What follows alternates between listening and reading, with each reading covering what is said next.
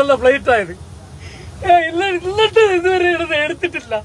എന്റെ വാപ്പായ കാണണം. വാപ്പ മരിച്ചു കിടക്ക. നേരത്തെ പറഞ്ഞിട്ട് വേറെ ഫ്ലൈറ്റ് പിടിച്ചു പോയല്ലേ. വെതർ കണ്ടീഷൻ അത് ഒരു കുഴപ്പമില്ല. എല്ലാ എയർപോർട്ടിലും പോകുന്നുണ്ട്. എല്ലാ എയർപോർട്ടിലും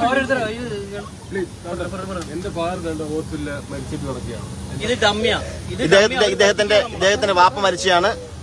അദ്ദേഹം നാട്ടിൽ പോകാൻ പറ്റുന്നില്ല. പറഞ്ഞു. എന്താ അവസ്ഥയാരേ ഈ ഫ്ലൈറ്റൊക്കെ ഇട്ട് ഇവരിട്ട് വൈപ്പിണേ.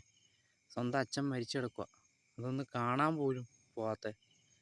അത് നെഞ്ചു പൊട്ടി ആ മനുഷ്യൻ തകർന്നിരിക്കണം. ഒരു സാധാരണ ബസ് ട്രെയിന് അല്ല ബസ് വൈകുക അത്ര വലിയ വിഷയമല്ല. പക്ഷെ അതുപോലെയാണ് വിമാനം എന്നുള്ളത്.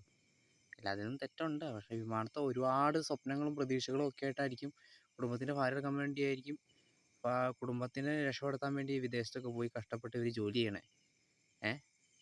ഇപ്പോൾ അറബിക്കഥയ്ക്കകത്താണ് ഒരു പാട്ടുണ്ടല്ലോ, തിരികെ ഞാൻ വരുമെന്ന ആ പാട്ട്.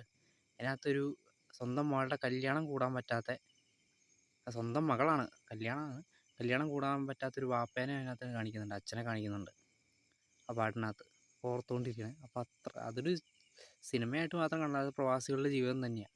ഇപ്പോൾ സ്വന്തം അച്ഛൻ മരിച്ചു കിടന്നിട്ട് പോലും കാണാൻ പറ്റാത്ത അവസ്ഥ എന്ന് പറയുമ്പോൾ എന്താ അവസ്ഥയാണ്. അത് ഫ്ലൈറ്റ് വൈകി അത് കാണാൻ വേണ്ടി പോവാണ്.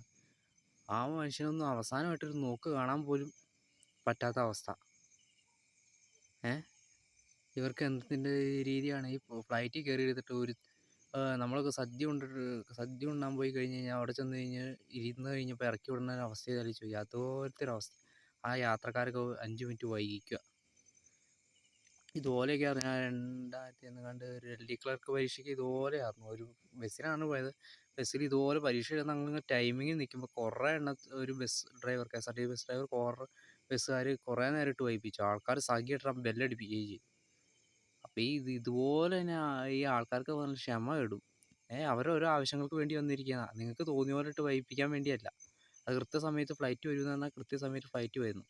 കൃത്യസമയത്ത് പോകണം എന്നുള്ളത് അത് നിങ്ങളുടെ നിയമമാണ്. കൃത്യസമയത്ത് ഫ്ലൈറ്റ് വരും. അത് കഴിഞ്ഞ് ഞങ്ങൾ പോയി, അതായത് യാത്രക്കാർ വന്ന് കറക്റ്റായിട്ട് കയറണം എന്ന് പറയുമ്പോൾ അവരാ കറക്റ്റ് ആ സമയത്ത് കയറിയിട്ട് ഒരുമാതിരി വൈപ്പിക്കണ പരിപാടി അത്ര നല്ലതല്ല.